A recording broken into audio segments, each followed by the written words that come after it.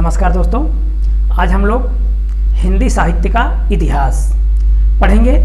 हिंदी साहित्य के इतिहास को 4 भागों में बांट दिया गया है, जिसमें से इसके पहले भाग में आदिकाल के बारे में विस्तृत रूप से बता दिया गया। हम लोग इस भाग में पढ़ेंगे भक्ति काल। भक्ति काल की मुख्य रूप से विशेषताएं क्या हैं, उस काल के कवि क्या हैं और उनकी रचनाएं क्या हैं, इसके बारे में जानेंगे। और भक्ति काल का आरंभ भारत के किस क्षेत्र से हुआ और इस भक्ति काल को लाने में मुख्य रूप से श्रेय किनका है। तो इसके पहले हम ये देखेंगे कि भक्ति काल को अन्य किस किस नाम से हम जानते हैं। तो हिंदी साहित्य का श्रेष्ठ युग, भक्ति काल को हिंदी साहित्य का श्रेष्ठ युग कहा जाता है। और जॉर्ज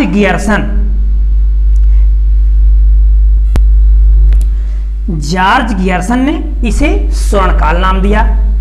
श्याम सुंदर दास ने इसे स्वर्ण युग कहा। आचार्य रामचंद्र शुक्ल ने इसे भक्ति काल नाम दिया और हजारी प्रसाद द्विवेदी ने इसे लोक जागरण काल का नाम दिया। तो अब हम विशेष रूप से भक्ति काल के बारे में जानेंगे। अब भक्ति काल को देखेंगे हम, तो यह 1375 से 1700 ईस्वी तक मुख्य रूप से प्रारंभ होता है। अब हम भारत को 2 भागों में बांट करके भक्ति काल को समझेंगे, दक्षिण भारत और उत्तर भारत। तो सबसे पहले याद रखिएगा, सबसे पहले भक्ति आंदोलन की शुरुआत दक्षिण भारत से हुई। दक्षिण भारत में अलवार संत, तो अलवार संतों ने दक्षिण भारत से भक्ति आंदोलन की शुरुआत की। हालांकि ये लोग बहुत कम पढ़े लिखे थे, इसलिए थोड़ा कम जागरूक हो पाए। अब इनकी संख्या 12 थी अलवार संतों की। और कहां पर? दक्षिण भारत में। और इसमें एक मात्र महिला संत थी, उनका नाम था अंडाल। एक मात्र महिला संत, उनका नाम था अंडाल। अब इन लोगों ने वैष्णव मत अर्थात विष्णु को मानने वाले, ये लोग भगवान विष्णु को मानते थे, तो भगवान विष्णु को मानने वाले क्या कहलाए? वैष्णव कहलाए। अब इन्हीं की परंपरा अर्थात इन्हीं को देख करके रामानुजाचार्य इन्हीं से सीखे और भक्ति आंदोलन को आगे बढ़ाया। और रामानुजाचार्य के बाद आचार्यों की परंपरा अर्थात जो भी थोड़ा सा सक्षम थे, पढ़े लिखे थे, वह आचार्य कहलाने लगे। तो रामानुजाचार्य के बाद आचार्यों की परंपरा जाग उठी और जो भी सक्षम थे उनको आचार्य कहा जाने लगा। तो इन्होंने जो मत दिया वह मत था विशिष्टता द्वैत। विशिष्टता द्वैत क्या होता है, इसके अगर हम विच्छेद करेंगे तो विशिष्ट और अद्वैत, विशिष्ट और अद्वैत। इसका तात्पर्य है जगत और जीवात्मा।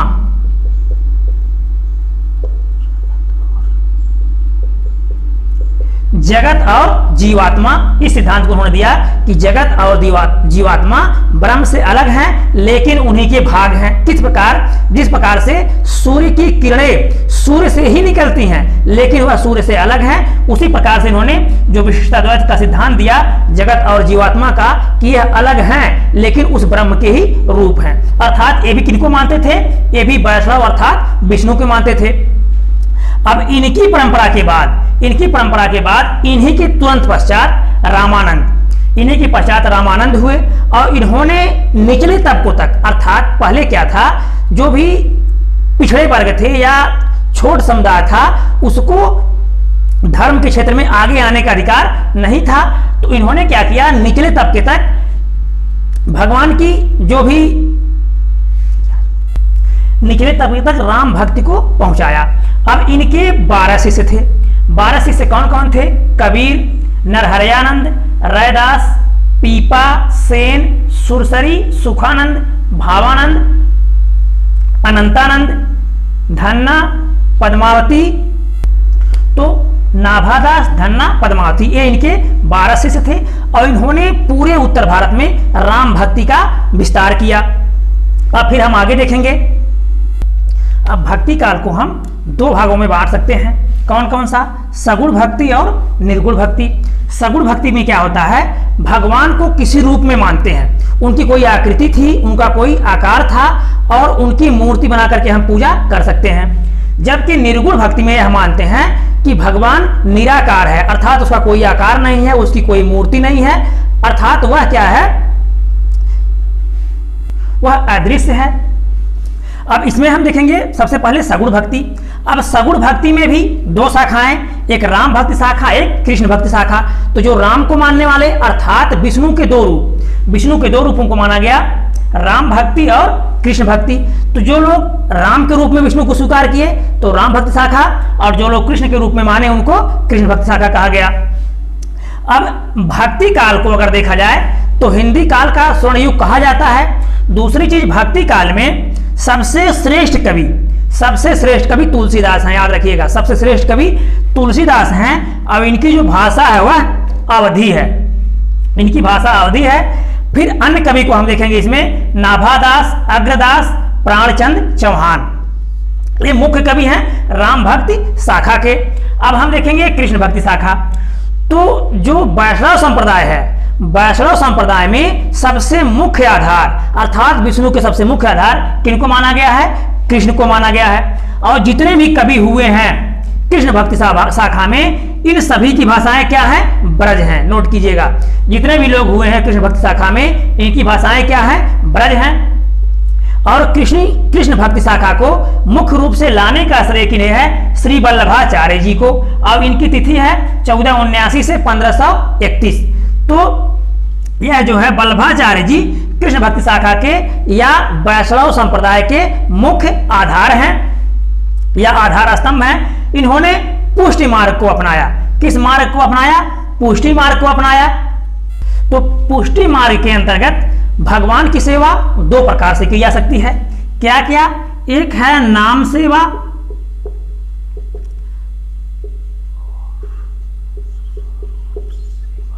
स्वरूप सेवा।